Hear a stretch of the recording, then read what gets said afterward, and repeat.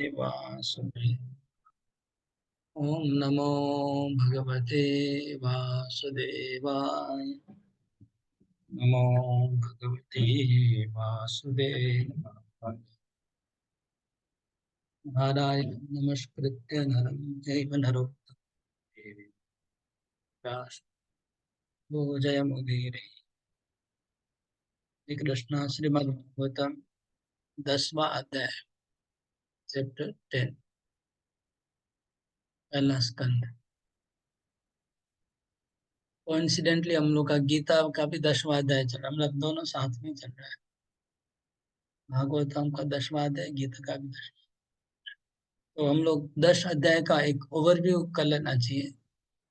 तो पहला 1, 2 और 3, इस 3 अध्याय में क्या है, वो मुनियों का प्रश्न और उत्तर। सुत गोस्वामी बैठे नैमिषारण्य में और उनके सामने 88,000 ऋषि बैठे हुए हैं।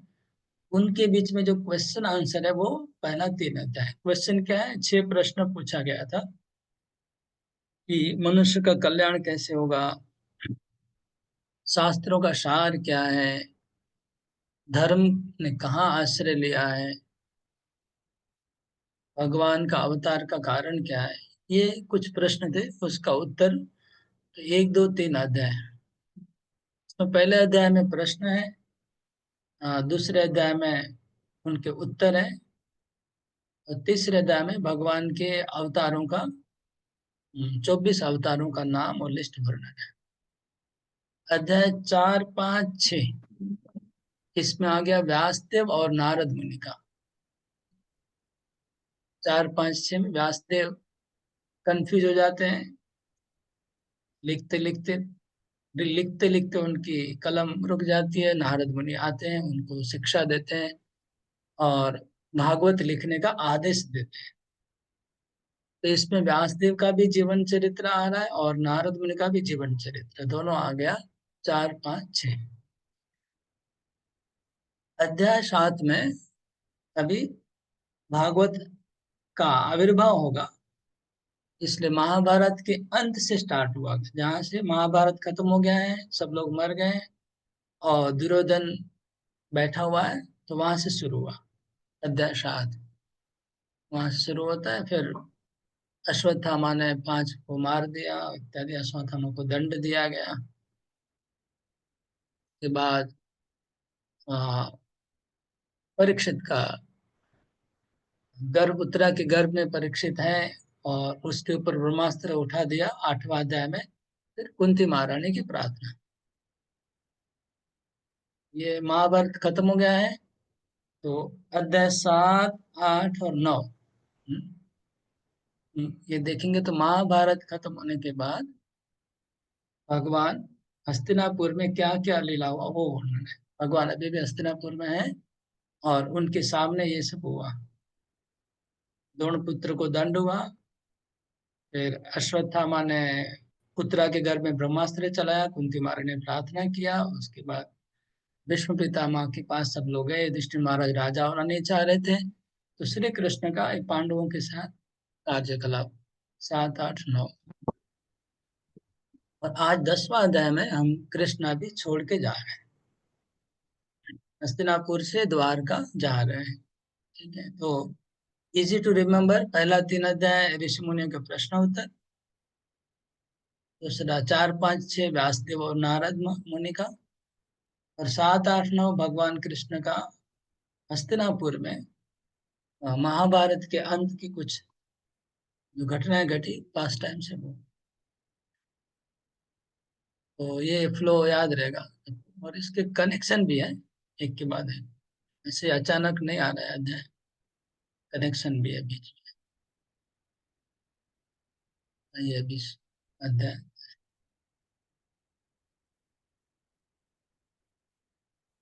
भागवतम पूरा कनेक्शन है, कहीं पर भी हठात कुछ नहीं आता है, एक के बाद एक कनेक्शन बना हुआ है हर अध्याय का। फ्लो है, फ्लो में चलता है। इस अध्याय में मुख्यतया हस्तिनापुर की नारियों का भगवान की स्तुति है वो आएगा। पहले थोड़ा युधिष्ठिर महाराज के बारे में आएंगे। शौनक उवाच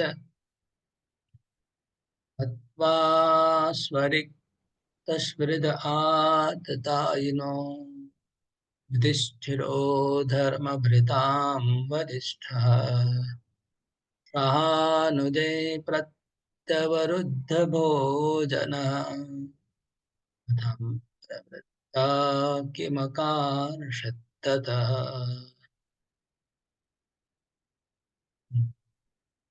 अनुवाद। अनुवाद पढ़िए। रोहिणी माता जी पढ़िए अनुवाद। भागवत। जी प्रभु। सौनक मुनि ने पूछा, जो महाराज युधिष्ठिर की वैध पैतृक संपत्ति को छीनना चाहते थे, उन शत्रुओं का वध करने के बाद महानतम धर्मात्मा युधिष्ठिर ने अपने भाइयों की सहायता से अपनी प्रजा पर किस प्रकार शासन चलाया। निश्चित वे अपने साम्राज्य का उपभोग मुक्त होकर अनियंत्रित चेतना से नहीं कर सके।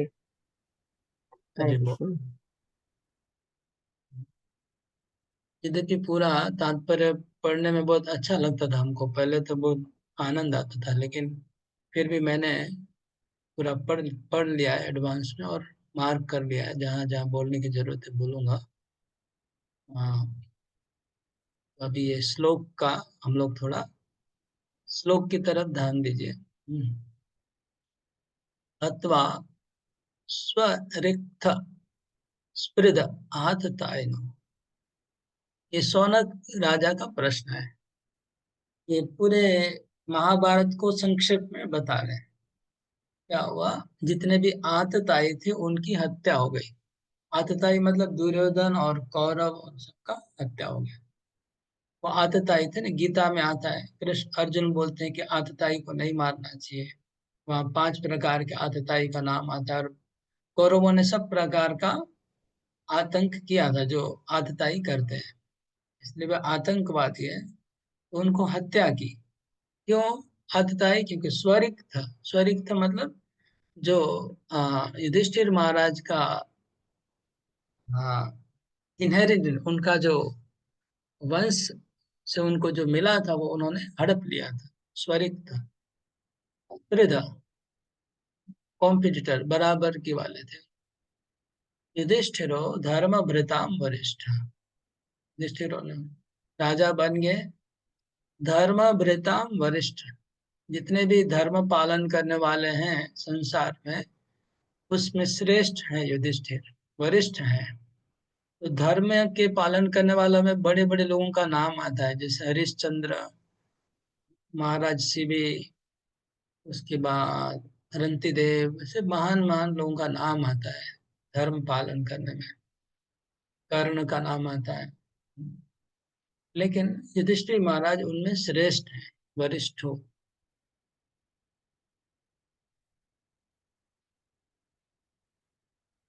तो अपने भाइयों के साथ वो राज्य कर रहे थे।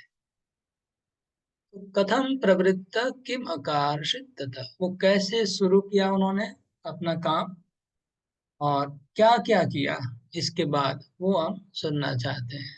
मतलब कथा को आगे बढ़ाने के लिए एक क्वेश्चन है।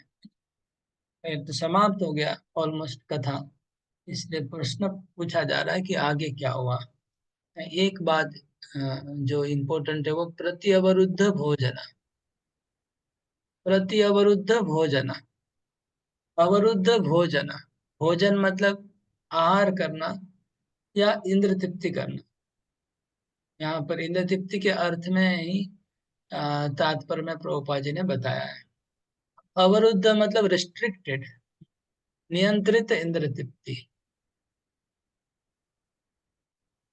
तो कहने का अर्थ ये है कि युधिष्ठिर महाराज राजा बनने के बाद स्वतंत्र इंद्र तृप्ति नहीं कर पाए, वह नहीं किए।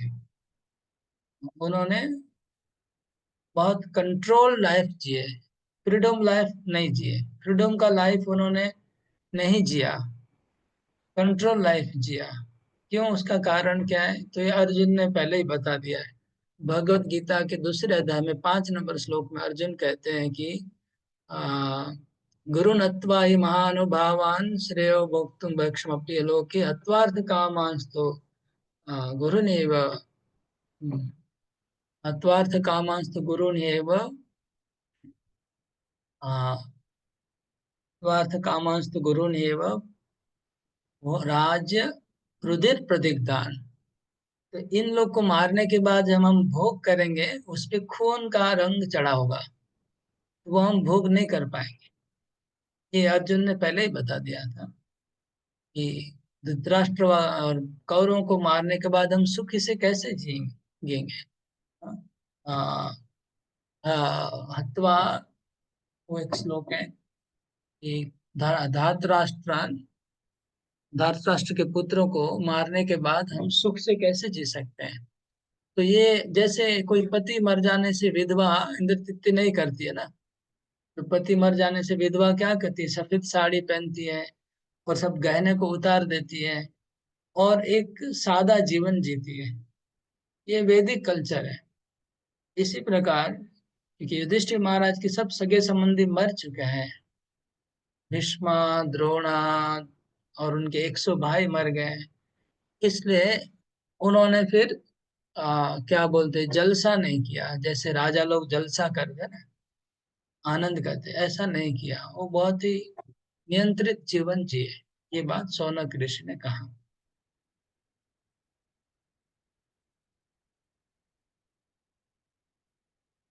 तो फिर उन्होंने क्या किया, कैसे किया, क्योंकि वो ऐसे दुखी थे अपने सबके मृत्यु के कारण, तो सुख से तो जिए नहीं होंगे। तो उनका प्रश्न है क्या किया।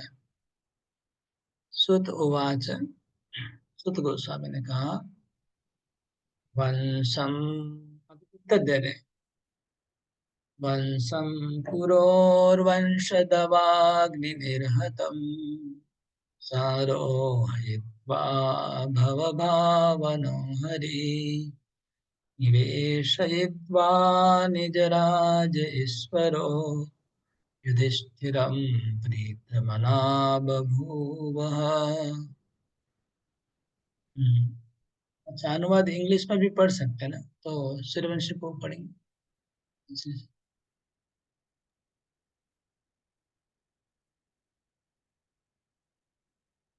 आवाज नहीं आ रहा है, नहीं आवाज नहीं आ रहा है, connection.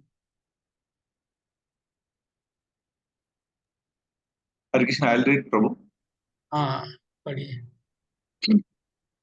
Sutta Goswami said, Lord Sri Krishna, the Supreme Personality of Godhead, who is the maintainer of all world, became pleased after re-establishing Maharaja Yudhishthira in his own kingdom and after restoring the Kuru dynasty, which had been exhausted by the bamboo fire of anger. Hare Krishna. हम लोग, मैं सोचा सबको ही पढ़ने को मौका मिलेगा, इस मामला कर लेंगे। वंशम पुरोर्वंश दवाग निरहतम, 2 बार वंश आया। वंश मतलब कुरु का वंश, कौरव वंश पूरा विनाश हो गया। इससे वंश दवाग्नि, यहाँ वंश मतलब हो गया बांस। तो जंगल में जैसे बांसों के बीच में घर्षण होता है और उससे आग लग जाता है, ऐसे ही इस समाज में, मनुष्य समाज में आपस में लोग टकराते और एक दूसरे को मार डालते हैं। तो ऐसे ही कौरव वंश में भी आपस में युद्ध हुआ और सब मर गए। सौरोहित्वा भव भावनो हरि, हाँ, ये भगवान की हरि की इच्छा से होता है।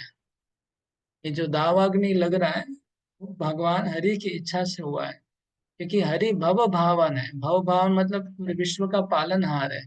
तो उनको पता है कि अभी किसको राजा बनाना है, किसको असुर लोगों को कम करना था, इसलिए आपस में सर्व भगवान ने ये, वैसे वैसे तात्पर्य में लिखा है, वह शास्त्र कहता है कि भगवान न्यूट्रल रहते हैं, निरपेक्ष रहते हैं। भगवान डायरेक्टली कभी किसी को मरवाते नहीं है और किसी को मारते नहीं है।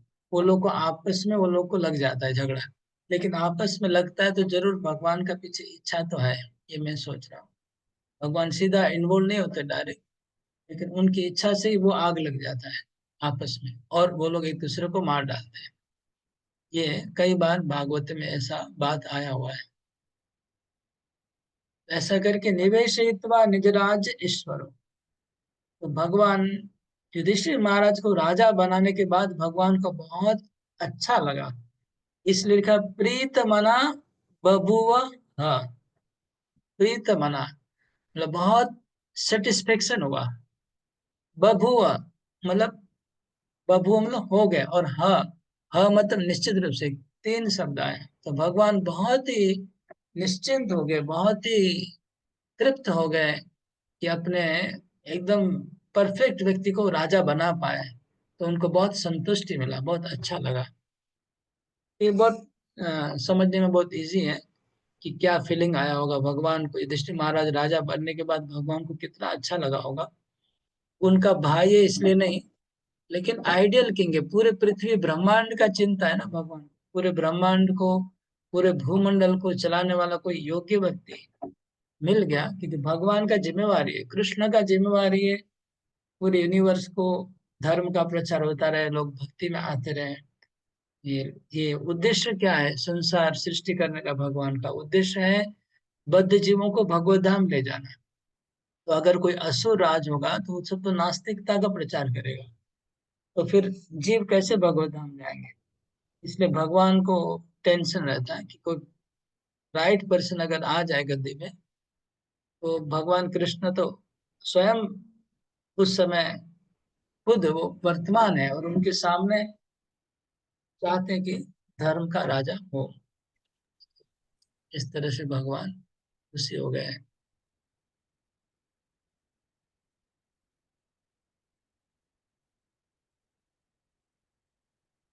निशम्य भीष्मोक्तमथाच्युतोक्तम् प्रवृत्त विज्ञान विद्युत विभ्रमा शशासगामिन्द्र इवाजिताश्रय परिद्युपान्तानुवर्तिना।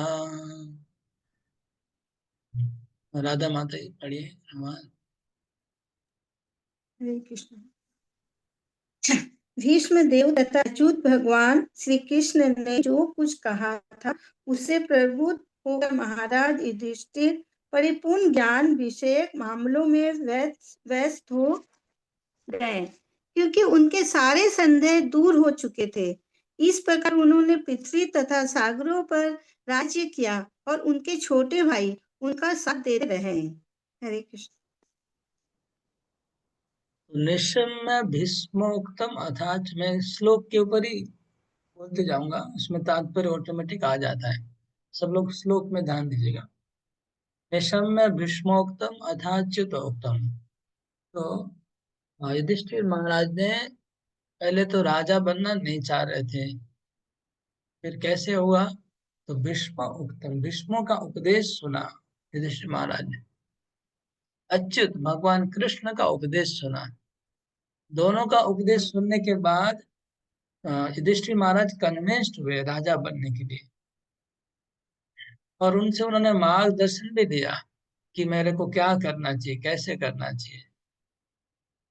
इतना ज्ञान होने के बाद भी उन्होंने फिर से ज्ञान लिया। देखिए विनम्रता है। फिर से एक बार पूरा विज्ञान को फिर से भीष्म पितामह से पूरा दोबारा सुना।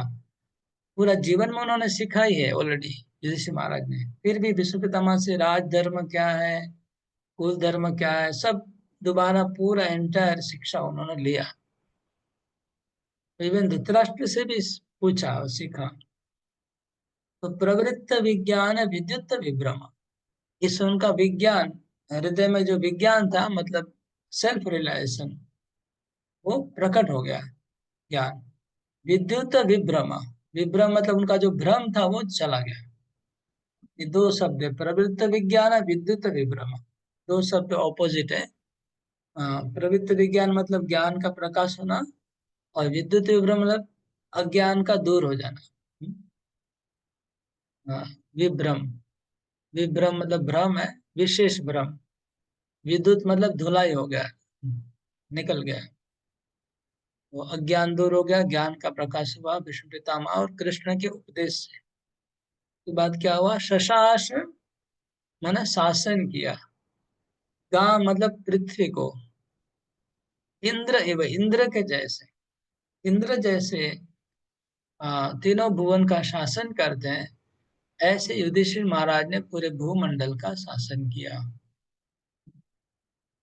भूमंडल का शासन किया मतलब इंद्र के साथ तुलना की जा रही है, ये बहुत ऑर्डिनरी बात नहीं है। इंद्र कितने ऊंचे, कितना बड़ा रिस्पॉन्सिबिलिटी है उनका पूरा ब्रह्मांड का, ऐसा युधिष्ठिर महाराज ने इंद्र के जैसा ही आश्रय। और अजित आश्रय शब्द इम्पोर्टेंट है। उन्होंने शासन तो किया लेकिन अजित के आश्रय में, कृष्ण के आश्रय में रहते हुए शासन किया, ये इम्पोर्टेंट है। राजा को हमेशा भगवान के अधीन होना चाहिए, भगवान को सम्मान करना चाहिए, भगवान की पूजा करना चाहिए, ये उनका मिनिमम क्वालिटी होना चाहिए। नास्तिक कभी राजा नहीं बन सकता है।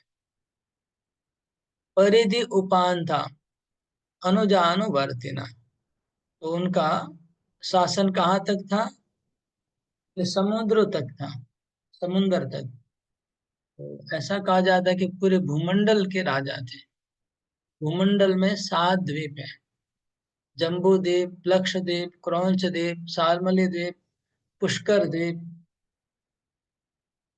और 2 द्वीप के नाम हम जाने। इस तरह से 7 द्वीप है, 7 द्वीप है आइलैंड, और एक खाली फिर जम्बू द्वीप में 9 वर्ष है। इलावृत वर्ष, हरिवर्ष, किमपुरुष वर्ष, भारत वर्ष, ऐसे 9 वर्ष है। तो जम्बू द्वीप के पूरे राजा थे। तो अभी हम लोग वर्तमान में जो, जहां तक हम, हमारा जो मैप है ग्लोब का, जो हम लोग स्टडी करते हैं, हम लोग जो ट्रैवल करते हैं पृथ्वी का, वो तो केवल भारत वर्ष का ही प्लान जगह है। इसके बाद जो किम पुरुष वर्ष है वहां हम लोग को एक्सेस नहीं है, हरिवर्ष में एक्सेस नहीं है। तो 9 वर्ष में, 1 वर्ष में हमारा एक्सेस है, बाकी 8 वर्ष में हमारा एक्सेस अभी भी नहीं हुआ है। और जम्बू द्वीप में 1 वर्ष में, फिर बाकी द्वीपों का तो हमारे पास कोई पता ही नहीं है वर्तमान के मॉडर्न। बाकी 8 7 6 द्वीपों के बारे में हम लोग का कोई पहुंच नहीं है। लेकिन युधिष्ठिर महाराज इतना दूर तक राजा थे, तो हम लोग समझ लीजिए वर्तमान में जो पृथ्वी जिसका हम लोग अभी देख रहे हैं, उससे मल्टीप्लाई बाय 9 करिए और फिर मल्टीप्लाई बाय 7 करिए, तो इतना ज्यादा मतलब पूरा पृथ्वी का इतना मल्टीप्लाई बाय अगर करेंगे, उतना बड़ा राज्य भीष्म पिता युधिष्ठिर महाराज का था। ठीक है, खाली पृथ्वी नहीं, जो अभी हम लोग पृथ्वी देख रहे हैं उतना नहीं, पूरा भूमंडल। इसलिए परिधि उपांतम लिखा है। और वो अकेले नहीं थे, उनके भाई लोग भी उनके अनुजानुवर्तिना, ये एक बड़ा बात है। बड़ा भाई राजा होता है और बाकी जो उनके छोटे भाई हैं उनको सहायता करते हैं, उनकी सहायता में वो राज शासन करते थे। मतलब उनके भाई भी उनके अनुगामी थे, ये इसलिए वो कर पा रहे थे राज शासन, तो भाइयों का कॉपरेशन था। जैसे भरत महाराज जब राजा बने तो उनके भाई लोग उनको कॉपरेट करते थे। ओके। হরে কৃষ্ণ প্রভু, দণ্ডবত हरे প্রণাম। कृष्ण, हरे আমি कृष्ण। বুঝতে পারলাম না এই জম্বুদ্বীপের ব্যাপারটা, আরেকবার যদি খুলে বলেন। अच्छा, ये यूनिवर्स में 14 भुवन है ना, ऊपर में 7 है, नीचे 7 है। हम लोग बीच में भूमंडल में रहते हैं, इसका नाम है भूमंडल। तो भूमंडल में 7 द्वीप है, 7 आइलैंड। उसमें एक है जम्बू द्वीप, जिसमें हम लोग अभी रह रहे हैं। और इसके अलावा और 6 द्वीप है जम्बू द्वीप के। जम्बू द्वीप में 9 वर्ष है, उसमें 1 वर्ष है भारत वर्ष। तो अभी हम लोग का जो वर्तमान में जो मैप है ग्लोब का, जो अफ्रीका, अमेरिका, एशिया और south America, north America, Asia, Africa, Australia, ये जो मैप है ये खाली भारतवर्ष का मैप है। बाकी जो 8 वर्ष है वहां पर हमारा अभी तक पहुंच नहीं है। तो बाकी 8 वर्ष को लेंगे तो बनेगा जम्बू द्वीप, और फिर बाकी 6 द्वीप को इंक्लूड करेंगे तो भूमंडल बनेगा। यहाँ तक युधिष्ठिर महाराज का राज्य था। बुझा गया? ना बुझते पाले जिज्ञास करते पारें। हरे कृष्ण ठीक है।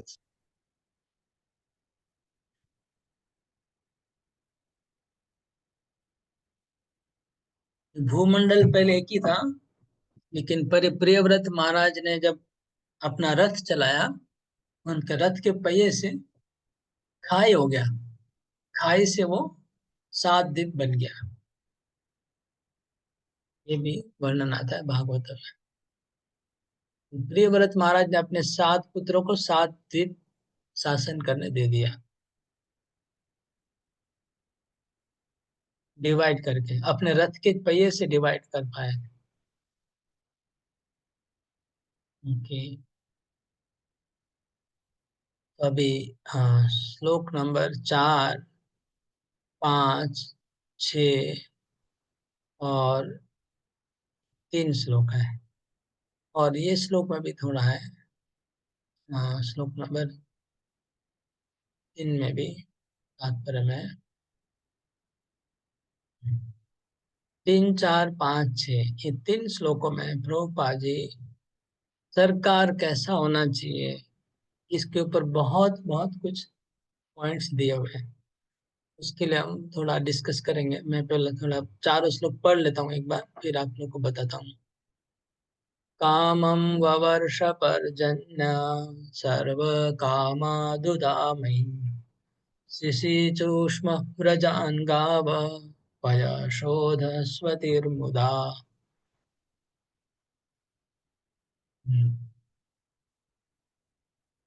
मैं पढ़ लेता हूँ फिर आप लोग को बोलूंगा। कामं ववर्ष पर्जन्य, जब युधिष्ठिर महाराज राजा राज्य कर रहे थे, तो जो वर्षा के देवता पर्जन्य हैं, उन्होंने सफिशिएंटली वर्षा बरसाया।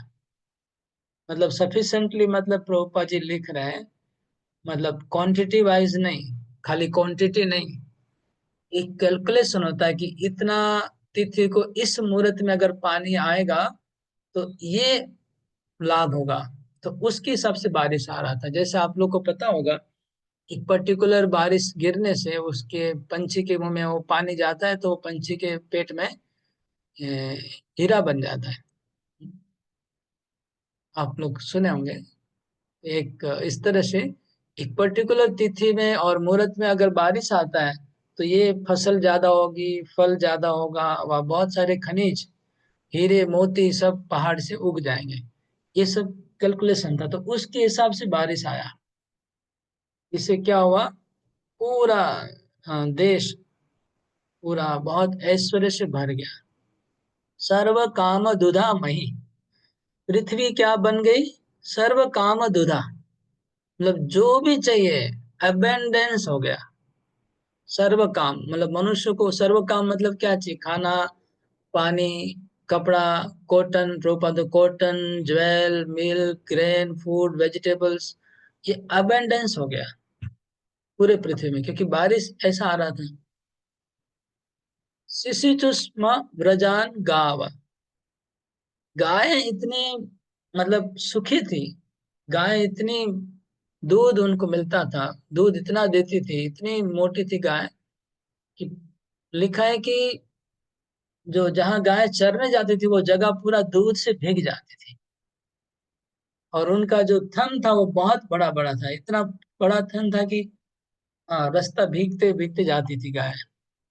ये था हाँ, उस समय का वर्णन। तात्पर्य में प्रभुपाद जी बहुत पॉइंट्स लिखे हैं, मैं सोचा इसको बाद में डिस्कस करते हैं।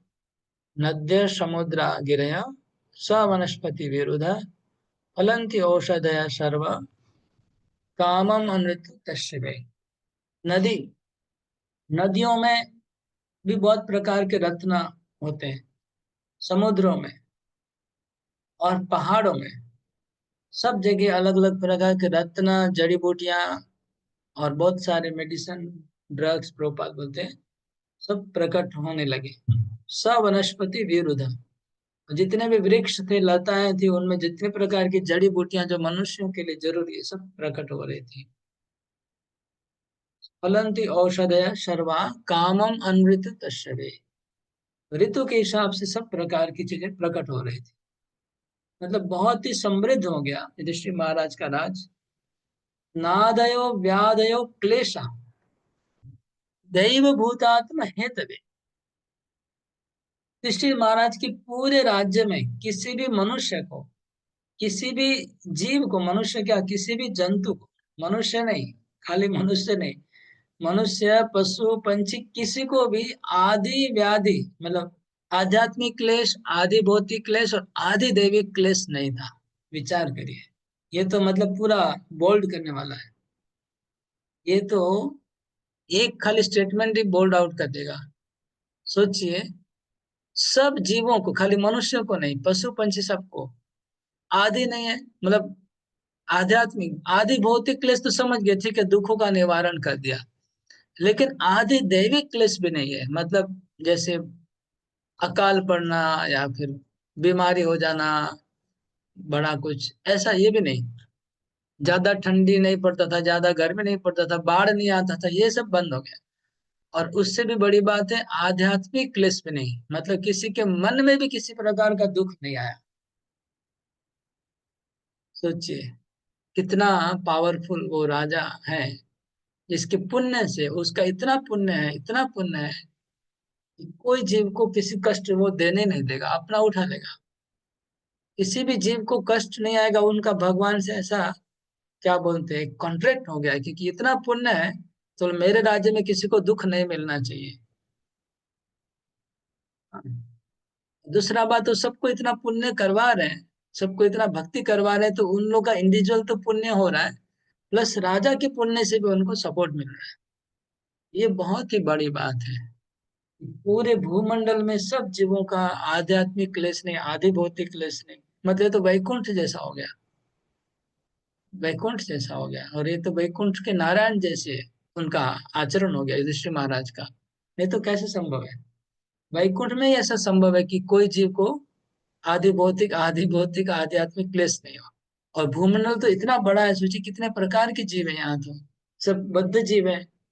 तो बद्ध जीवों को सब त्रिताप क्लेश से मुक्त करवा देना जीते जी, मरने के पहले, ये तो कितनी बड़ी बात है। मतलब आश्चर्य की बात है जो युधिष्ठिर महाराज कर पाए। युधिष्ठिर महाराज के लिए एक विषय अजात शत्रु लिखा है। हाँ, उनका कोई शत्रु नहीं है, किसी भी जीव के प्रति उनका एनमिटी नहीं है, और कोई राजा उनका शत्रु नहीं है पूरे भूमंडल में। उनके विरोधी करने वाला कोई राजा नहीं है। सबको तो भगवान ने ये वैकुंठ, ये जो वैकुंठ राज्य लाने के लिए भगवान ने महाभारत रचा। इसका मतलब पूरे महाभारत रचने का उद्देश्य ही था इस प्रकार का वैकुंठ वातावरण लाने के लिए। कोई डिस्टर्ब करने वाला मिसक्रिएंट्स को सबको हटा दिया। युधिष्ठिर महाराज अच्छे से शासन करेंगे। तो ये तीनों जो तात्पर्य है, मैंने एक थोड़ा सा छोटा एक्टिविटी करना था, थोड़ा टाइम जाएगा, लेकिन मैं सोचा कर लेते हैं। एक्टिविटी करना है, थोड़ा टाइम जाएगा, लेकिन मन में आया तो कर लेते हैं। तो क्या करना है, हम ये तीनों श्लोकों के तात्पर्य से मैं आपको ग्रुप में डिवाइड करूंगा। तो आप अपने ग्रुप में 4 जन व 5 जन होंगे, एक एक डिविटी, एक एक तात्पर्य पढ़ेंगे, मतलब पब्लिकली नहीं, इंडिविजुअली, ताकि टाइम बचे। 4 श्लोक है, 3 4 5 6, तो एक एक व्यक्ति। और क्या पॉइंट्स निकालना है, पॉइंट्स बताता हूँ, क्या पॉइंट्स आपको वहां से निकाल के यहाँ प्रेजेंट करना होगा। पॉइंट्स बताता हूँ। 2 ग्रुप बनाएंगे, ये डिबेट जैसा होगा, एकदम प्रॉपर डिबेट नहीं, लेकिन हल्का सा। एक ग्रुप करेगा, उनका फाइंडिंग होगा यही कि प्रभुपाद राजतंत्र और लोकतंत्र को बार बार कंपेयर कर रहे हैं तात्पर्य में। हाँ, एक ग्रुप को फाइंड आउट करना है राजतंत्र में क्या क्या एडवांटेज था और लोकतंत्र में क्या क्या प्रॉब्लम है। ये और एक ग्रुप क्या फाइंड आउट करेगा कि राजतंत्र में क्या प्रॉब्लम था और लोकतंत्र में क्या एडवांटेज है, उल्टा। समझ गए? अगर नहीं समझ में आता है तो मैं क्लेरिफाई कर दूंगा। हाँ, वो समझ गया ना? एक तात्पर्य में बहुत सारे पॉइंट दिए हैं। राजतंत्र और वैदिक युग में सरकार जो चलती थी उसमें क्या क्या पॉजिटिव पॉइंट था और वर्तमान में क्या नेगेटिव है, ये एक ग्रुप का काम है।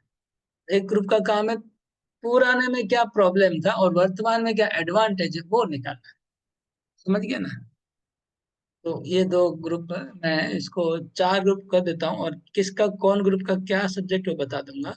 तो आप लोग को ज्यादा टाइम मत लीजिएगा, 10 मिनट। हाँ, 10 मिनट करेंगे। 10 मिनट में क्या करेंगे, आपके ग्रुप में जैसे चार डिवोटी है तो एक एक को एक एक तात्पर्य पढ़ने को बोलिएगा ताकि टाइम बच जाए। फिर आपके ग्रुप में से किसी एक व्यक्ति को प्रेजेंट करने को बोलने का है कि वो पढ़ के प्रेजेंट कर देंगे सबके सामने। मैं चार ग्रुप करूंगा तो एक एक ग्रुप में आ रहा है संख्या, पांच पांच ही संख्या आ रही है। ग्रुप का मैं सबको बता देता हूँ किसके ग्रुप में। रूम 1 में है, रूम 1 कृपापूर्णा माता जी, मधुलीला माता जी, नित्यश्रेणी माता जी, राधा माता जी और सात ऋषिकेश। आ, तो आप लोग का पॉइंट है, आप लोग फिर इसमें जाइए। आ, राजतंत्र में क्या क्या, राजतंत्र अथवा वैदिक युग में क्या अच्छा था और वर्तमान में क्या प्रॉब्लम, ये आप लोग करेंगे रूम 1। ठीक है? साथ ही ऋषिकेश को आप थोड़ा उसको ये करिए, गाइड करिए, और मधुलीला माता जी आप दोनों मिलके गाइड करिएगा। रूम नंबर 2 में बलराम कृष्ण प्रभु, गोपाल प्रभु, मंजू माता जी, सदानंद गिरिधारी प्रभु और सदगति मदन मोहन प्रभु।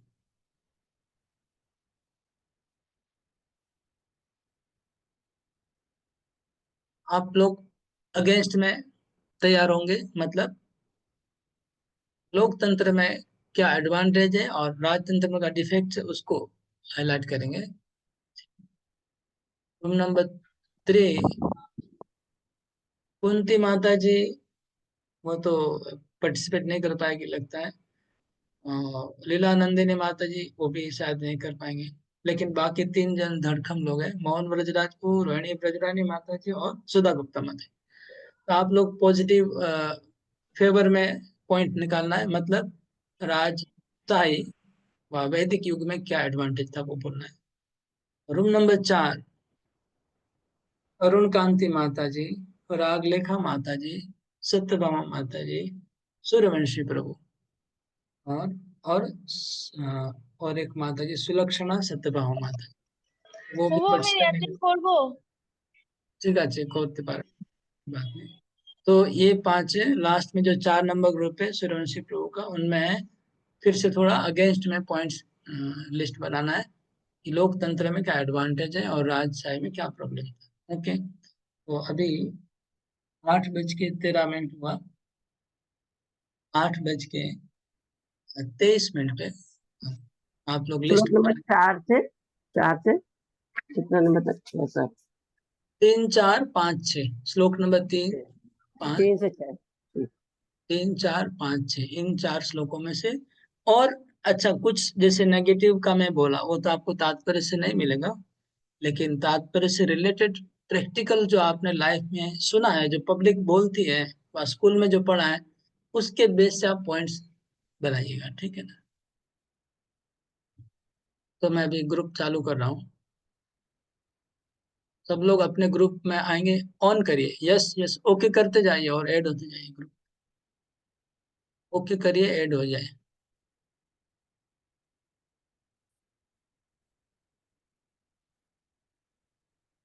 ओके नहीं करेंगे तो ऐड नहीं हो पाएंगे, मैसेज आएगा तो एक्सेप्ट करिए, एक्सेप्ट करिए।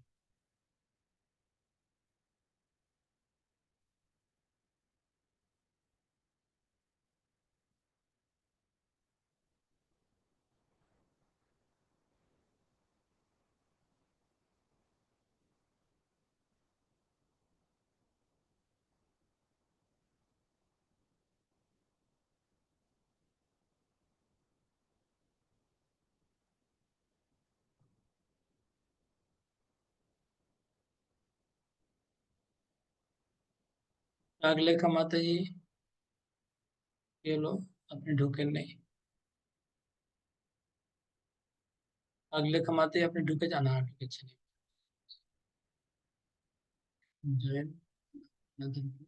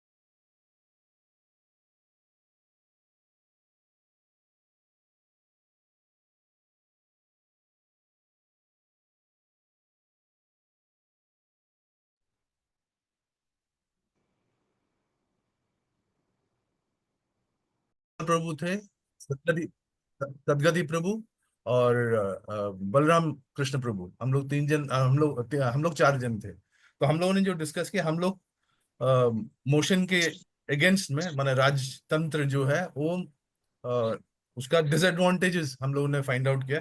तो सबसे पहले तो राजतंत्र में किंग इज द सुप्रीम। तो और उसके ऊपर में अभी तो कलयुग है, कलयुग में युधिष्ठिर महाराज जैसा कोई राजा होना वो बहुत ही माने असंभव जैसा ही है। तो इसलिए राजतंत्र का एप्लीकेशन इस कलयुग में तो और भी इम्पॉसिबल है, क्योंकि वो माने उसका जो अप्रोच होगा वो फैमिली को लेके सब कुछ करके वो सब एडवांटेज उन लोग लेंगे, उन लोग का डिक्टेटरशिप का पॉसिबिलिटी है। लेकिन राज माने लोकतंत्र में क्या एडवांटेज है कि लोग इन्वॉल्व है, एजुकेटेड पीपल इन्वॉल्व होगा, तो उसमें क्या होता है वो जो शासन होगा वो शासन स्मूथ होगा और इक्वल, सबको इक्वल राइट्स मिलेगा। ओके, हाँ ठीक है, एक पॉइंट है, एक एक पॉइंट का। और दूसरा पॉइंट है कि अभी जैसे कैटल फार्मिंग ये सब होता है, तो दूध वगैरह आपका कल्टीवेशन ये सब मैकेनाइज्ड फॉर्म में होने लग गया, तो जितना जरूरत है वो सब एम्पल आ जाएगा। लेकिन क्या होता है कि राजतंत्र में क्या होता है, किसी को फेवरेबल होगा, किसी का फेवरेबल नहीं होगा, किसी को माने उस टाइप का डेवलपमेंट, ओवरऑल डेवलपमेंट होने का इक्वल इक्वल डिस्ट्रीब्यूशन होना मुश्किल है, क्योंकि वो सिलेक्टिव होगा, सिलेक्टिव डिस्ट्रीब्यूशन होगा, क्योंकि वो फैमिली का हिसाब से, नहीं तो उनका आदमी लोग का हिसाब से होगा। लेकिन इन डेमोक्रेसी में क्या होता है, माने माने लोकतंत्र में बहुत सारे लोग इन्वॉल्व है, सबका मत होगा और एक जन का आधिपत्य नहीं रहेगा, ओवरऑल सब कोई मिलजुल के उसका डिसीजन लेगा। तो इसलिए क्या था उसमें कल्टीवेशन ये सब का एडवांटेज है। मॉडर्न युग का जो भी डेवलपमेंट है उसको यूज करके खाना पीना ये सब का इजीली अवेलेबिलिटी आ ठीक जाता है, है। ठीक है, ठीक है। नेक्स्ट सात ऋषिकेश को। हाँ प्रभु जी, ये जो पॉइंट सदानंद गिरधारी प्रभु ने बताया, हम उसको उसका खंडन करते हुए हम ये बताएंगे कि पहला चीज वो बता रहे हैं कि मॉडर्न युग में सब मतलब जो राजा जो नेता होते हैं वो अनबायस्ड रहता है, लेकिन और जो युधिष्ठिर महाराज जैसे राजा नहीं है। तो ये इसका मेन रीजन यही है कि जो हमने ये वैदिक परंपरा को छोड़ दिया है, इसके चलते ही अभी राजाओं का प्रॉपर ट्रेनिंग नहीं होता है और उनको राजधर्म आता नहीं है। तो अभी जो लोग हैं बेसिकली पॉपुलर वोट से हिसाब से बनता है, नॉट बिकॉज ऑफ क्वालिफिकेशन। तो उसके चलते वो बुरी तरह का एडमिनिस्ट्रेशन चलाते हैं, जिसमें लोगों की उन्नति नहीं होती है और लोग और नीचे जाते रहते हैं, क्योंकि लोग का स्पिरिचुअल एजुकेशन नहीं होता है, उनका अपलिफ्टमेंट नहीं हो पाता है और वो नीचे की तरफ जाते हैं रादर देन डेवलपमेंट। वो उनका मटेरियल डेवलपमेंट होता है लेकिन स्पिरिचुअल डेवलपमेंट होता नहीं है। इसके चलते लोगों में आजकल हम देखते हैं ज्यादातर क्राइम वगैरह की प्रवणता बढ़ती जा रही है। और ये बेसिकली जो है राजा के धर्म में नहीं होता था, क्योंकि उस टाइम में राजधर्म के टाइम में लोग डरते थे राजा से कि अगर कुछ गलत उन्होंने किया तो उसका तो उनको उचित सजा मिलेगी। ये पहला नंबर का पॉइंट है। तो इसमें ये हम बताना चाहते हैं कि राजा जो थे वो पायस होता था और सेल्फलेसली काम करता था, जबकि जो नेता है उनका वो करप्ट होते हैं और उनका सेल्फिश मोटिव्स के बेसिस पे वो काम करते हैं। दूसरा पॉइंट जो बताया कि ये जो एनिमल फार्म वगैरह जो होते हैं जिससे काफी अच्छा ये होता है, लेकिन अगर हम देखेंगे तो ये एनिमल्स को हम लोग जो जैसे रखते हैं वो बहुत ही बुरी अवस्था में रहती है जो एनिमल्स हैं, और उसका जो मिल्क और जो हमको फूड मिलता है उनसे, वो भी उनके उनसे उनको शोषण करके उनसे दिया जाता है। जबकि राजा राज धर्म में जब होता था तो बिकॉज सब कुछ अच्छा होता था, जैसे युधिष्ठिर महाराज के टाइम में या जो उस टाइप के राजा थे, जो वो लोग अच्छे माने क्वालिटीज डेवलप करते थे अपने प्रजा में, और उसके वजह से जो ये मिल्क प्रोडक्शन वगैरह रेंज अच्छी तरह होती थी और प्रॉपर टाइम पे होती थी, जिससे जिसे दूध वगैरह, दूध अनाज ये सब सफिशिएंट क्वांटिटी में मिलता था। तो यहाँ पर कोई शोषण नहीं होता था एनिमल्स के ऊपर में, जिससे ये चीजें जो हमारी जरूरत की चीजें हमसे मिलती थी, रादर वो खुश और प्रसन्न होकर हमको देते थे। तो इसका जो क्वालिटी ऑफ फूड है ये हमको अपलिफ्टिंग होती है स्पिरिचुअली एंड ऑल्सो मटेरियली। हमको ये सब इस टाइप की फैक्ट्रीज की जरूरत नहीं पड़ती अगर हम इस वैदिक लाइफ में जी के इसको प्रॉपर वे में अपना डेवलपमेंट करते हैं। तो ये है, दो पॉइंट्स हमने बताए कि इसके खंडन के हिसाब से। हरे कृष्णा। सूर्यवंशी पॉइंट्स रखेंगे उनका जो भी फाइंडिंग्स है। तो राजतंत्र में एक डिसएडवांटेज था कि जैसे राजा का पुत्र ही राजा बनेगा, क्वालिफाइड हो चाहे नहीं हो, उसको राजा बनाना है। तो ये एक डिसएडवांटेज था। तो इसमें हमने भागवत में भी देखा कि कई जगह ऐसा इंस्टेंसेस हुआ है जहां पर राजा ने ही अपनी प्रजा को पूरा विनाश कर दिया। तो government should be of for the people, by the people, of the people. ये डेमोक्रेसी ये रहता है। तो ये तो मेन पॉइंट है। और इसमें देखते हैं कि अगर राजा, मतलब इसी को ही अगर हम लोग दो तीन एंगल से देखेंगे, अगर राजा धार्मिक नहीं है तो पूरा प्रजा नष्ट हो गया। राजा बेवकूफ है, it will become a fools paradise, the government will become a fools paradise. Prabhupada ने जगह दे दिया है। तो प्रभुपाद ने एक और जगह लिखा है, there is a proverb in Bengali that a bad king spoils the kingdom and a bad housewife spoils the family. तो ये अलग अलग जगह में अलग अलग तरीके से प्रभुपाद ने इसको मेंशन किया है। अरे बोल। Okay, very good. ये पॉइंट्स को ध्यान में रखिएगा। इसी पॉइंट को ही हमने 3-4 जगह में प्रभुपाद ने अलग अलग दिया है। ओके फिर सेकंड टाइम आगे बढ़ते हैं। सेकंड राउंड में दूसरा बोल सकते हैं। रोहिणी माता जी, जी सुना प्रभु। को और अपना पॉइंट रखिए। जी प्रभु, जैसे कि प्रभु जी लोग ने बता दिया, उसको छोड़ के मैं और थोड़ा दूसरा पॉइंट बताती हूँ कि राजा जो होता है, राजा जो भगवान का प्रतिनिधित्व करता है और पूरे जनता को वो संभालता है। तो राजा में ऐसा गुण होना चाहिए कि राजा का कोई शत्रु ना हो, क्योंकि राजा जो है समभाव में सबको पालन कर सके। और जैसे राजा अगर धार्मिक होता है तो राजा अपने प्रजा को भी धार्मिक बनाता है, उनको भक्ति में अग्रसर करता है। तो इस तरह से जैसे कि भगवद गीता में भी हमने सुना है कि छठा अंश मिलता है। प्रजा और राजा अगर संयम करके धर्म का पालन करते हैं आप तो इस इनके तरह। कुछ पॉइंट्स को रेस्पॉन्स करिए। हाँ, जो सूर्यवंशी ने पॉइंट्स रखे ना, आपको ऐसे उतना नहीं आएगा प्रभु मेरे को। ऐसे उन्होंने कहा जैसे राजतंत्र का जो बुराई बोले, तो राजतंत्र का ये आपने जैसे कहा कि सूर्यवंशी प्रभु, जैसे आपने कहा कि राजा का पुत्र ही राजा होता है, तो इस पे मैं बोलूंगी कि राजा का पुत्र राजा नहीं हो सकता। जिस तरह एक बैरिस्टर को अगर पढ़ना होता है तो उसको पढ़ना पड़ता है, ऐसा नहीं कि बैरिस्टर का पुत्र होके वो बैरिस्टर बन जाएगा। तो उसी तरह अगर राज्य का अगर शासन संभालता है तो उसके अंदर राजा का योग्यता होना चाहिए। तो इस तरह से हम देखते हैं कि युधिष्ठिर महाराज में सारी योग्यता है, और जबकि वो खुद इतने पुण्यात्मा है, सब कुछ उनको सारा ज्ञान है, फिर भी वो भीष्म पितामह से ज्ञान सुनते हैं भगवान अच्युत के ओके हरे कृष्ण माता जी। हाँ, पॉइंट लाइन से दूसरी तरफ जा रहा है। आपके ग्रुप में और कोई बोलना चाहते तो बोल सकते, फिर आगे सदानंद गिरी को आपको और फर्दर कुछ पॉइंट्स रखना है तो रखिए। कोई किसी को बोलना है तो, नहीं तो फिर मैं एक और पॉइंट बोल सकता हूँ। हाँ, आपका तो ग्रुप ऑलरेडी हो गया था, हाँ बस आप बोल ही सकते हैं, आपका तो कंप्लीट हो गया। हरे कृष्णा।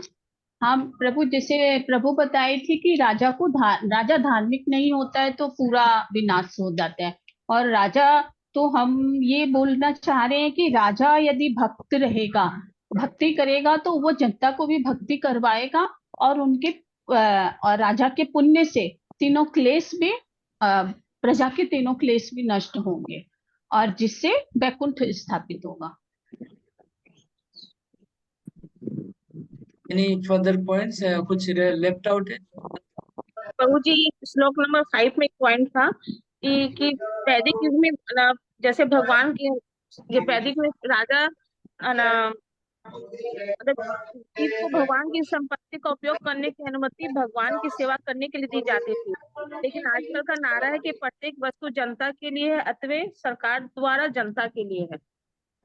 मैंने आजकल राइट, ठीक है। Hare Krishna Prabhu. One more point for advantage for the Loktantra is, as per Rajtantra, firstborn is inherited, Prabhu, which is wrong actually. Whereas as per the Loktantra, the inheritance is equally shared among all the children, which is correct as per, because equality for all the born children. Hare Krishna. Hari बोल। That ये point की तात्पर्य में आता है। प्रभु मैं एक point देना चाहूंगी। हम्म, ये यहाँ पे लिखा है कि महाराज युधिष्ठिर के काल में पृथक पृथक राष्ट्र न थे, भले ही विभिन्न अधीन राज्य थे।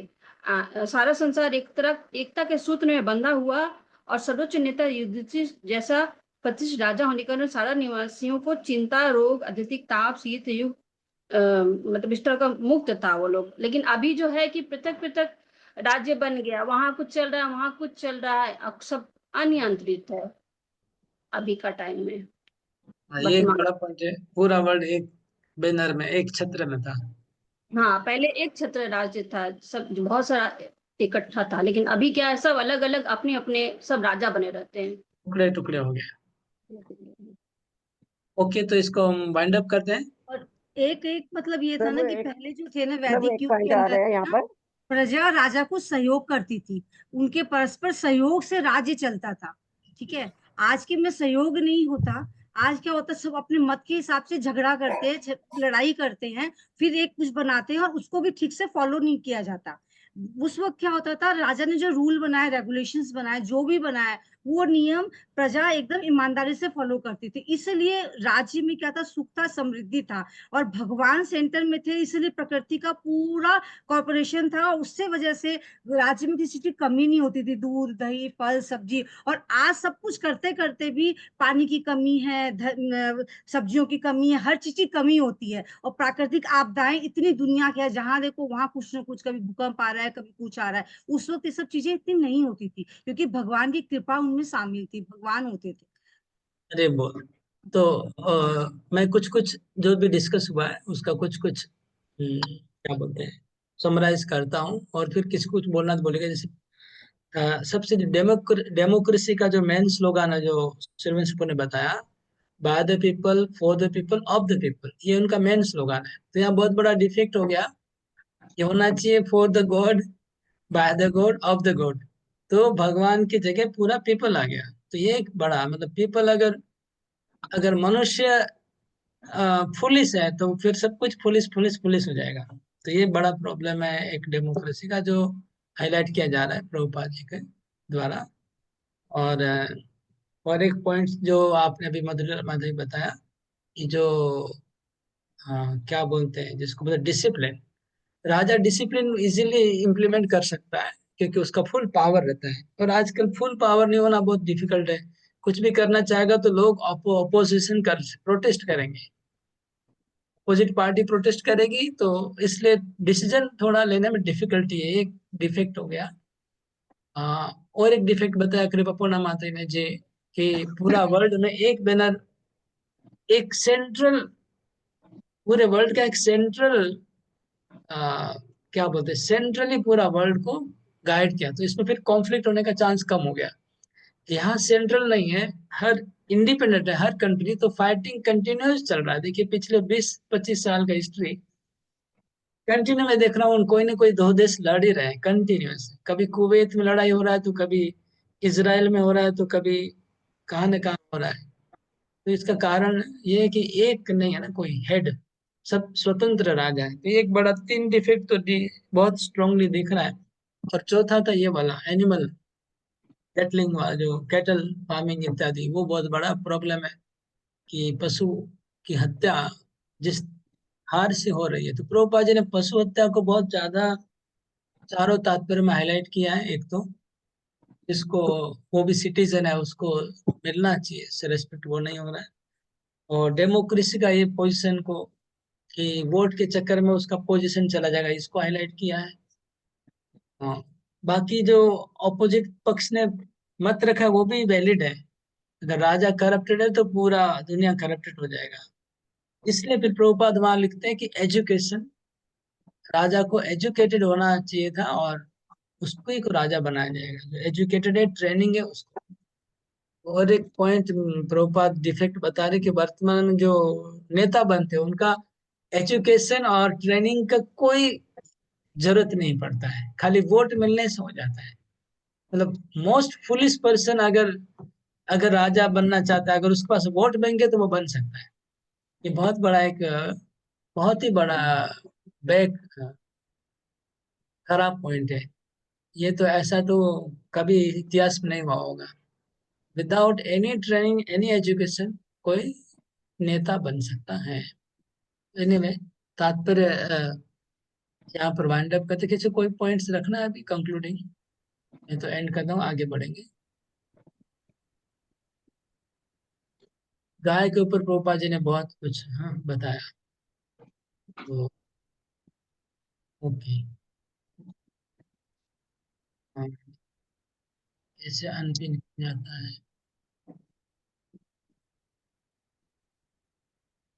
Remove pin.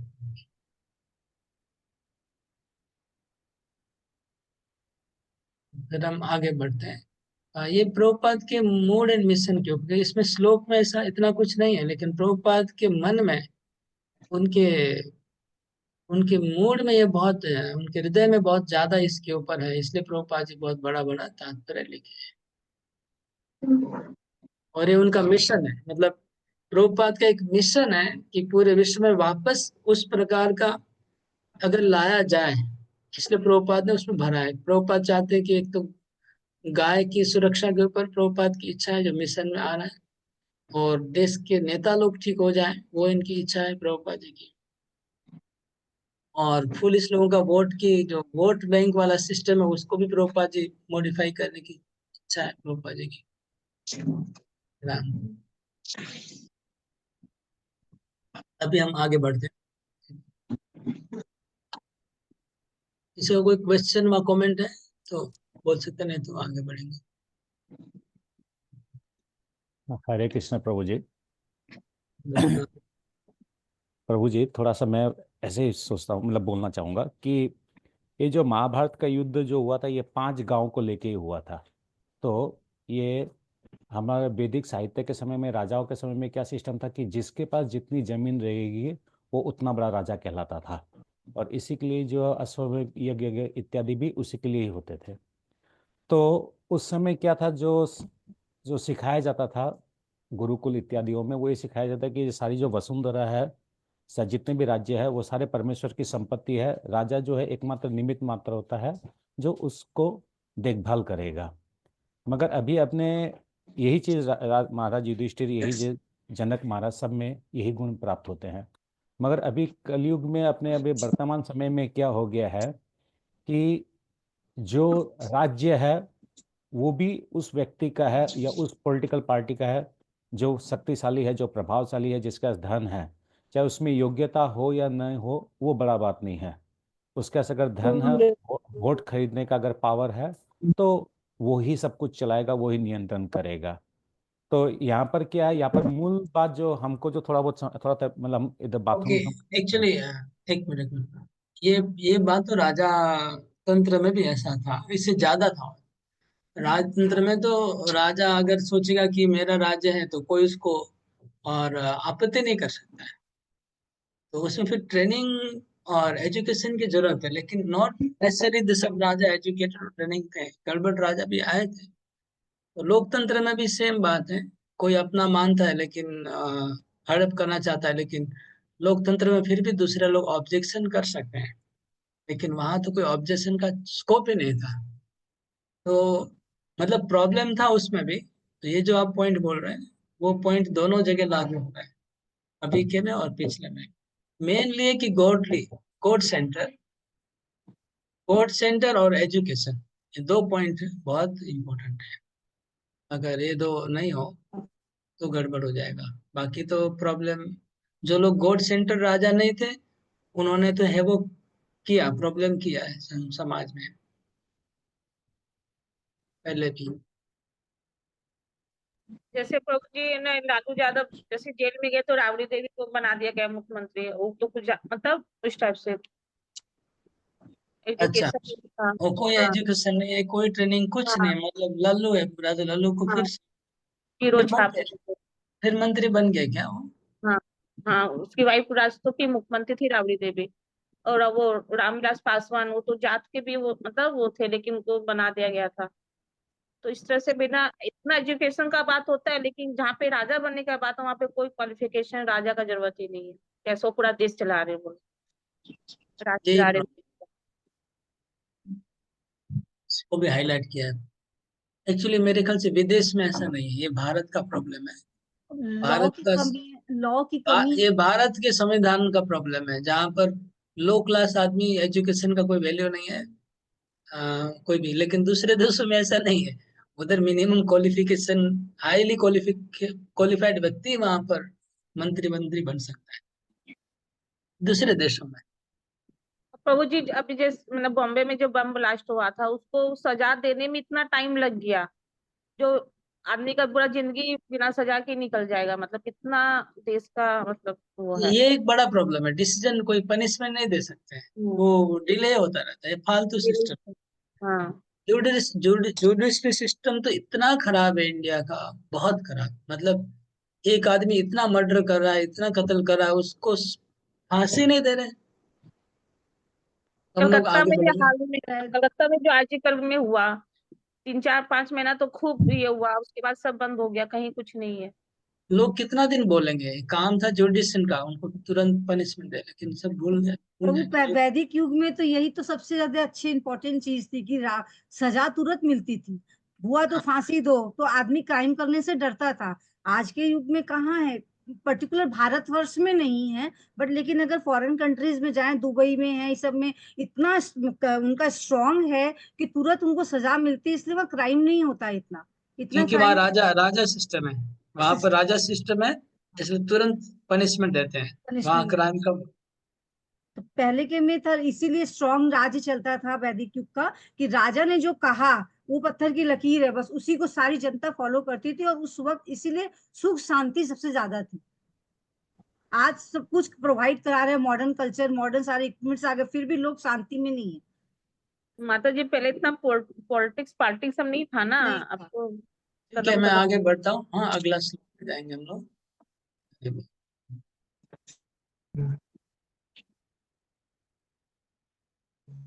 श्लोक नंबर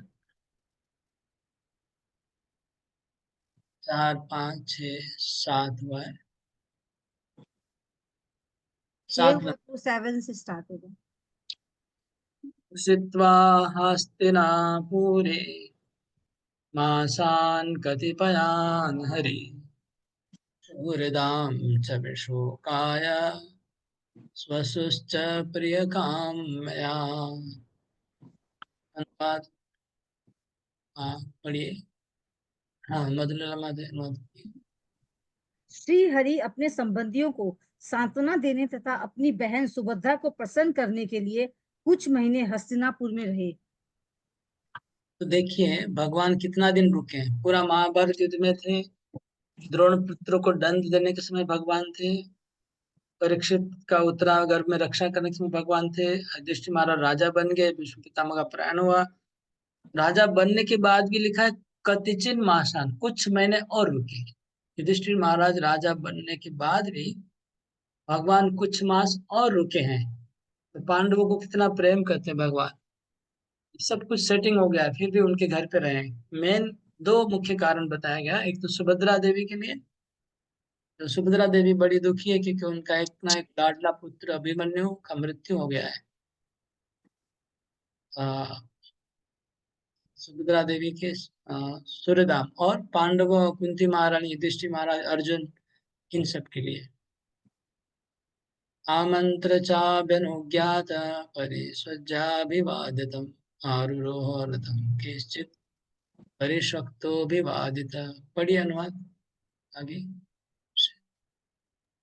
तत्पश्चात जब भगवान ने प्रस्थान करने की अनुमति मांगी और राजा ने अनुमति दे दी, तो भगवान ने महाराज युधिष्ठिर के चरणों में नतमस्तक होकर प्रणाम किया और राजा ने उनको गले लगा लिया। इसके बाद अन्यों द्वारा गले मिलने एवं नमस्कृत होकर वे अपने रथ में आरूढ़ हुए।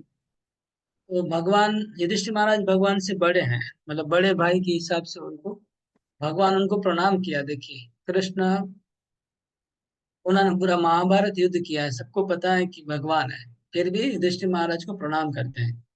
युधिष्ठिर महाराज उनको गले लगा लेते हैं, छोटे भाई की तरह। और उनके जो समान है, जैसे अर्जुन, वो लोग ने भगवान को सीधा गले लगाया, हाथ मिलाया। और छोटे थे नकुल और सहदेव, उन्होंने कृष्ण को प्रणाम किया और कृष्ण ने उनको गले लगाया। इस प्रकार सब पांडवों से, कुंती महारानी, सुभद्रा देवी, सबसे भगवान मिले, द्रौपदी, और मिलके निकले निकले तो इनका प्रेम का आदान प्रदान, विदाई ले रहे हैं भगवान हस्तिनापुर से। हस्तिनापुर शब्द आया जो आज दिल्ली कहलाता है। सुभद्रा द्रौपदी कुंती विराट तनया तथा गांधारी धृतराष्ट्रश्च युत्सुर्गौतमो यमो वृकोदरश्च गौम्यश्च स्त्रियो मत्स्यसुतादय न श्रीहिरेव मुह्यन्तो वीरहं शांगधन्वना।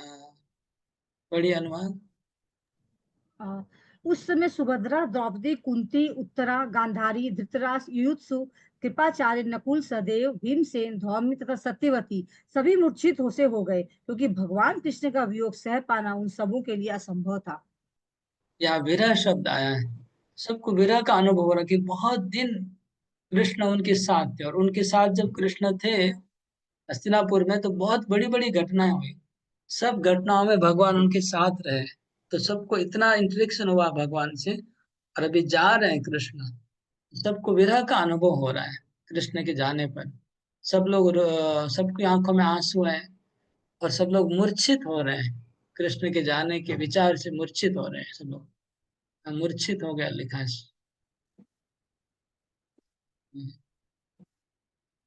फेंटेड, मूर्छित हो रहे हैं। एक श्लोक है, सत्संगान मुक्त दोषंगो हातुम नोत्सहते बुधा कीर्त्यमानं यशो यस्य सकृदा कर्णरोचनम् तस्मिन्यस्तधिया पार्था सहेरन्विरहं कथं दर्शन स्पर्श संलाप शयनाशन भोजने। पढ़िए। वह बुद्धिमान जिसने शुद्ध भक्तों की संगति से परमेश्वर को समझ लिया है और भौतिक कुसंगति से अपने को छुड़ा लिया है, वह भगवान के यश को सुनने से चुकेगा नहीं। उससे चाहे उनके विषय में एक ही बार क्यों न सुना हो, तो भला पांडव उनके वियोग को कैसे सह पाते, क्योंकि वे उनसे घनिष्ठता पूर्वक संबंधित थे।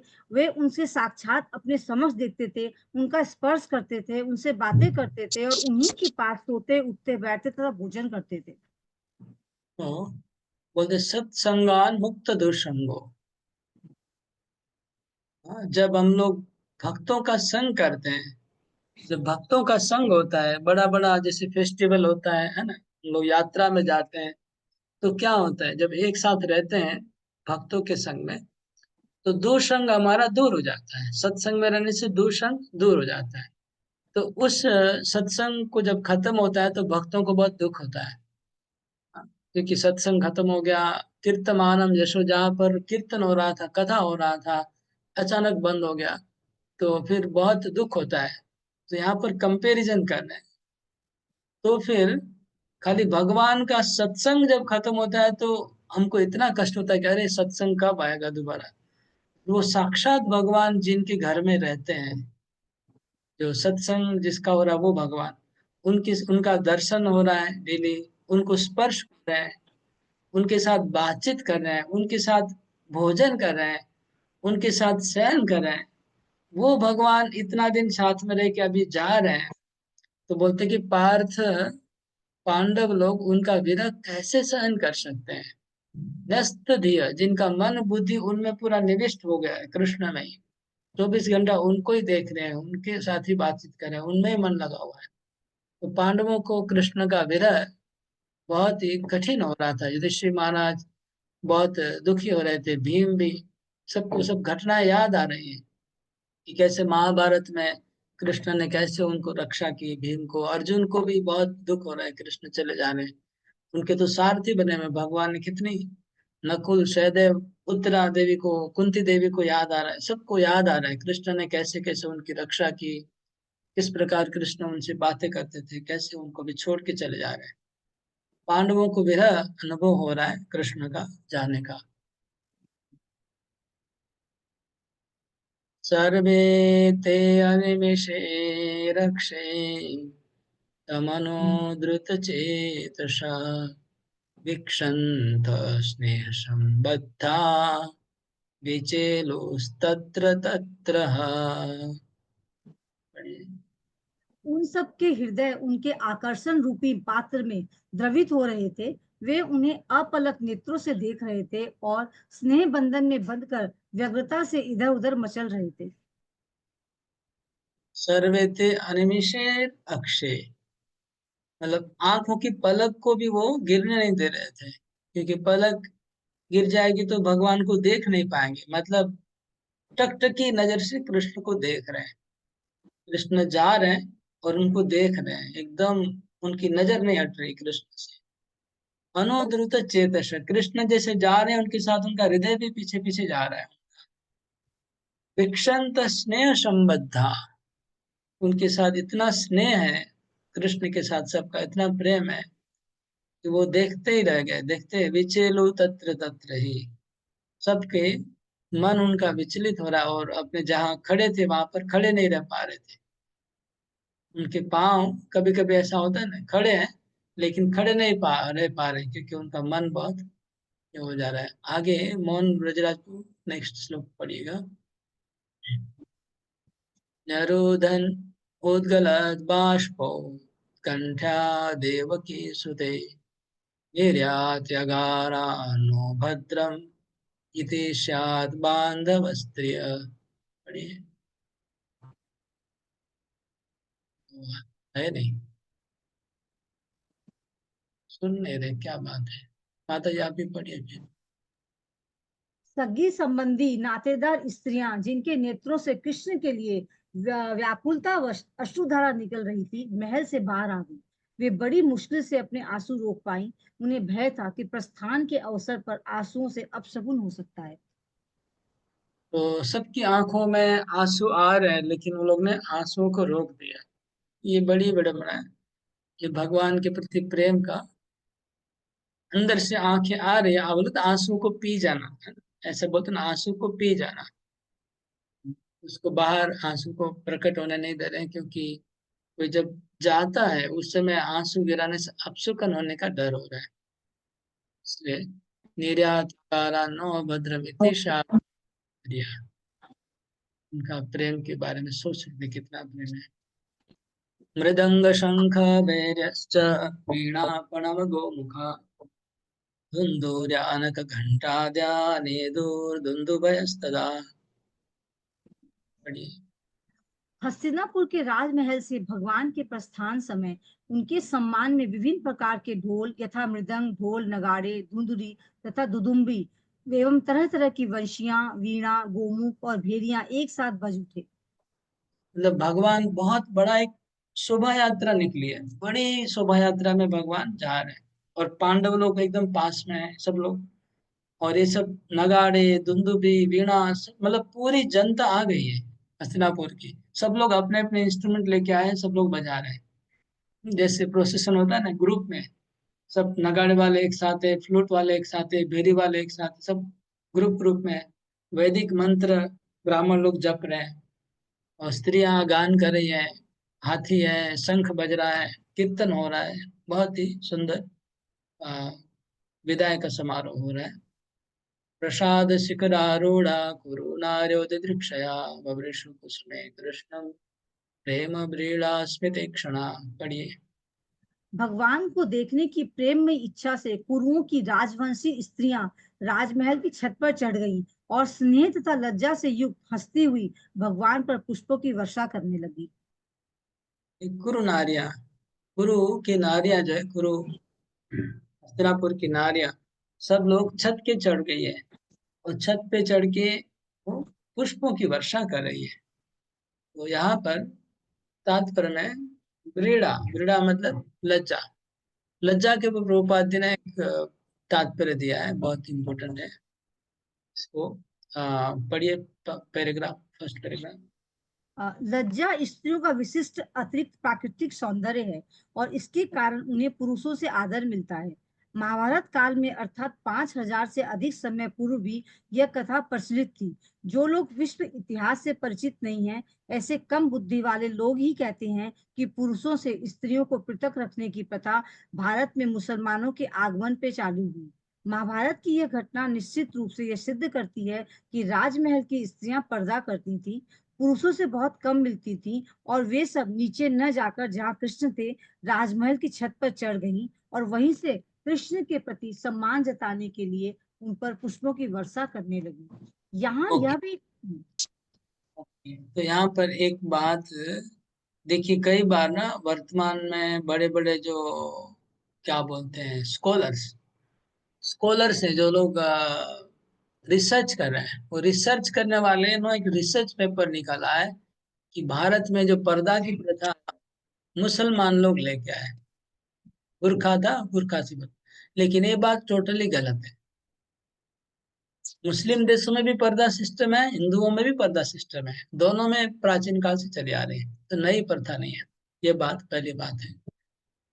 क्योंकि इवन आज भी, मैं पूरे पृथ्वी पे और कहीं तो पता नहीं, लेकिन वृंदावन में, बरसाना में और वृंदावन के दूसरे छोटे छोटे गांव में अगर जाते हैं, अभी भी मैं देखा बरसाना में माता लोग यहाँ तक घूंघट, पूरा मुंह ढका। आज की डेट में भी इतना एडवांस हो गया है सब कुछ। बरसाना में कितने लोग जा रहे हैं देश विदेश के, फिर भी बरसाने की स्त्री अभी भी देखते मैं, यहाँ तक मुख ढका रहता है, यहाँ तक पूरा। और मैं बीच में राजस्थान में गया था पिछले साल, तो राजस्थान में एक गांव में गया था, वहां देखा कि मतलब जो भागवत कथा करा रहे थे, उनकी स्त्री डेली भागवत कथा में आती थी 7 दिन, कभी उनका मुख नहीं देख पाया। मतलब 24 घंटा उनका मुख इतना तक ढका रहता था, उनको मैंने चेहरा नहीं दिखा कि कौन है वो माता जी, लेकिन वो डेली आती थी, जाते थे। तो ये गांव में आज भी वो प्रथा चल रही है, प्राचीन प्रथा। रूपा जी आगे कहते हैं कि ऐसे व्यवहार से स्त्रियों का सम्मान बहुत बढ़ जाता है। शाइनेस से उनको एक्चुअली इससे स्त्रियों को छोटा नहीं किया जा रहा है, उल्टा उनका रेस्पेक्ट आगे पढ़ेंगे आएगा। पढ़िए आगे का लाइन। यहाँ यह भी कहा गया है कि महल की छत पर स्त्रियां लज्जा के कारण मुस्कुरा भी रही थी। यह लज्जा स्त्रियों को प्राकृतिक वरदान है। इससे उनकी सुंदरता तथा प्रतिष्ठा में वृद्धि होती है, भले ही वे उच्च कुल की ना हो या कम सुंदर हो। हमें इनका निजी अनुभव है। एक मेहतरानी स्त्रियोचित लज्जा के कारण अनेक भद्र पुरुषों की श्रद्धा भाजन बनी हुई थी। सड़क पर घूमने वाली अर्धनग्न नारियां सम्मान नहीं प्राप्त कर पाती, लेकिन एक लज्जाशील मेहतरानी सबों में सम्मान पाती है। ओके तो ये बात है। तो आजकल जो रोड के ऊपर लड़कियां सिगरेट पीती रहती है, उनको कौन रेस्पेक्ट करते हैं? नहीं। लड़के लोग उनको टीज करके जाते हैं, छेड़खानी करके चले जाते हैं, उनको पूरा अपमान करते हैं सब लोग। लड़कियों का कोई श्रद्धा नहीं है, खाली जो कुछ लंपट लोग हैं जो उनको देखने के लिए इधर उधर भागते, बाकी उनके लिए रेस्पेक्ट तो जीरो। लेकिन आगे बोलते कि एक स्वीपर है जो रास्ता में झाड़ू देती है, उसको भी कितना रिस्पेक्ट रहता था, क्योंकि वो लज्जा है ना, तो रेस्पेक्ट करना पड़ता। प्रभुपा जी खुद अपने जीवन में एक घटना बता रहे हैं।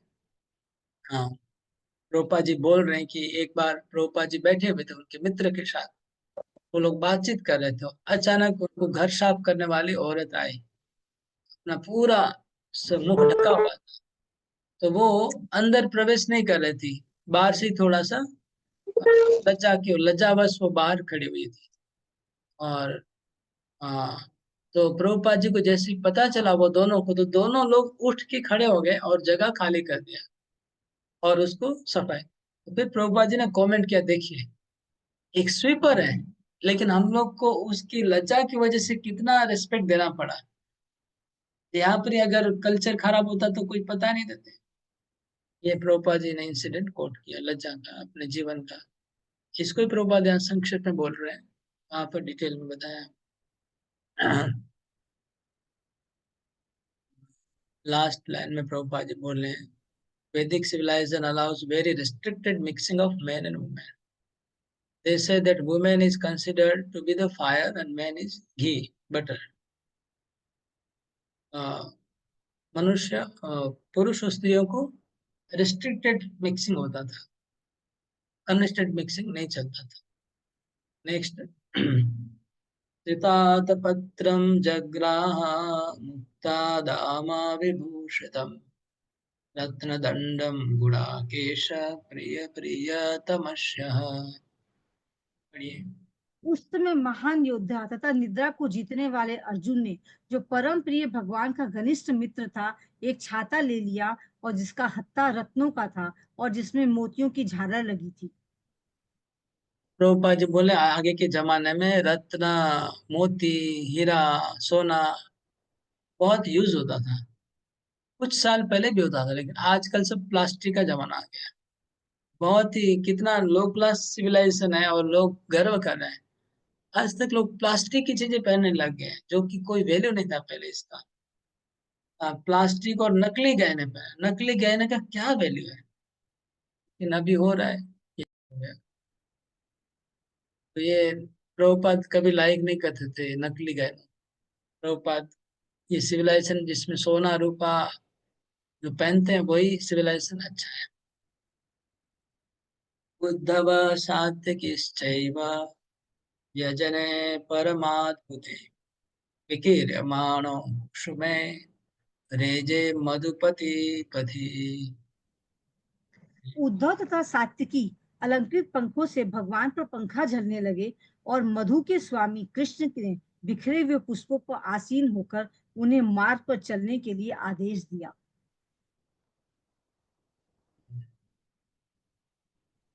उद्धव और सात्विकी ये कृष्ण के दोनों पार्षद हैं, ये द्वारका के पार्षद हैं। लेकिन सोचिए हस्तिनापुर में भी वो कृष्ण के साथ रह रहे हैं। हाँ, तो कितने वो भी कितने घनिष्ठ हैं। उद्धव भगवान के बहुत घनिष्ठ मित्र हैं और भाई भी लगते हैं रिलेशन में। और सात्विकी भी भगवान के भाई लगते हैं रिलेशन में। और सात्विकी भी बहुत घनिष्ठ मित्र भी और सारथी भी है भगवान, और सब कुछ है। सात्विकी भगवान के सारथी भी बनते हैं और लड़ाई भी लड़ते हैं, बड़े योद्धा भी है, खुद भी अपने में भी योद्धा है और सारथी भी है, और कृष्ण के सर्वेंट भी है, घनिष्ठ मित्र भी है। सात्विकी और उद्धव ये दोनों लेकिन हस्तिनापुर में आए हुए हैं ऐसा लग रहा है, और वो दोनों साथ में थे क्योंकि सात्विकी सारथी है भगवान के, तो इसलिए आए होंगे रथ चलाने। तो वो दोनों भगवान को चामर ढुला रहे हैं, उद्धव और सात्विकी। और उनके ऊपर चारों तरफ पे पुष्प वर्षा हो रही है। भगवान जा रहे हैं प्रोसेशन में, कृष्ण जा रहे हैं, पुष्प वर्षा हो रही है। उद्धव और सात्विकी से महान व्यक्ति उनको चावल ढुला रहे हैं। कृष्ण सबको अपने आशीर्वाद दे रहे हैं, किसी को हाथ से, इशारे से, आंखों से, सबकी तरफ देख रहे हैं। सब लोग प्रार्थना कर रहे हैं, स्तुतियां कर रहे हैं। ये बहुत अद्भुत दृश्य है। अश्रूयन्ताशिष सत्यास्तत्र तत्र द्विजैरिता नानुरूपानुरूपाश्च निर्गुणस्य गुणात्मनः। जहां तहां यह सुनाई पड़ रहा था कि कृष्ण को दिए गए आशीर्वाद न तो उनके उपयुक्त है और न अनुपयुक्त, क्योंकि वे सब उन परम पुरुष के लिए थे जो इस समय मनुष्य की भूमिका निभा रहे थे। हरि बोल। तो ब्राह्मण लोग वैदिक मंत्र पाठ कर रहे थे। तो वैदिक मंत्र पाठ तो हो रहा है, लेकिन पाठ करने के बाद लग रहा है कि अरे ये मैं क्या बोल रहा हूँ, क्योंकि स्वस्ति नस्तु लिखा है। तो भगवान की स्वस्ति क्या करे, तो मंत्र तो बोलना पड़ रहा है, लेकिन फिर बाद में आश्चर्य, भगवान का स्वस्ति कामना, मंगल कामना करना ये क्या चीज है? भगवान तो खुद ही परम मंगलमय है, लेकिन मंत्र में तो वही लिखा है ना। तो इसलिए मंत्र पढ़ भी रहे थे सब लोग, और लग भी रहा था कि हम लोग क्या कर रहे हैं, हाँ? लेकिन कोई उपाय नहीं है। तो ये भगवान का दिव्य स्वरूप है, ट्रांसेंडेंटल है। इसलिए भगवान तो आशीर्वाद ले लेते हैं। तो आशीर्वाद के उसमें बहुत सारे मंत्र हैं, जिसको ले यहाँ लिखा है नानुरूपा अनुरूपाश्च। कुछ मंत्र तो अनुरूप है, कुछ अनुरूप नहीं है, लेकिन सब कुछ सही है भगवान के लिए। अगर भाव में, वात्सल्य भाव से अगर आशीर्वाद देते हैं तो भी भगवान स्वीकार कर लेते हैं। ये बात तात्पर्य में लिखा है, और चक्रवर्ती ठाकुर ने इसको एक्सप्लेन किया अच्छे से।